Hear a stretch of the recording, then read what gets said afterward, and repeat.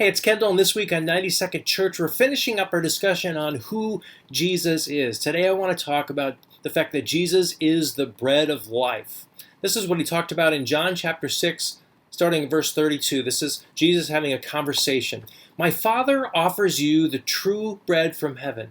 The true bread of God is the one who comes down from heaven and gives life to the world. Sir, they said, give us that bread every day.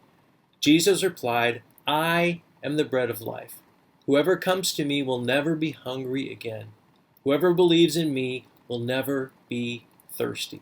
So here's the context. The day before Jesus said this, Jesus fed the 5,000, which really, when you multiply men, women, and children, was probably more like 15,000. He took a few loaves of bread and a few fishes, and he miraculously provided lunch for all of them.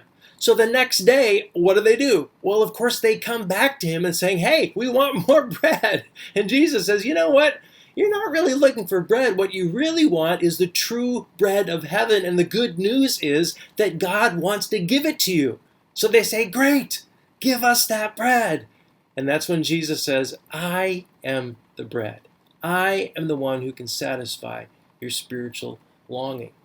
So here's a thought to ponder.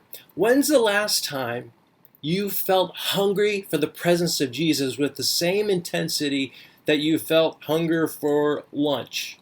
Now, I don't know about you, but in my experience, it's pretty easy for me to get so busy and distracted and running around that I never actually stop long enough to feel the hunger. And I just don't notice it, but that doesn't mean it's not there. So here's my question and my challenge for you today is, what would it look like for you to take enough time today to stop and experience a hunger for Christ and ask him to fill you, because he is the bread of life, and he is for us, and he is with us, and he will do it. We'll talk to you soon.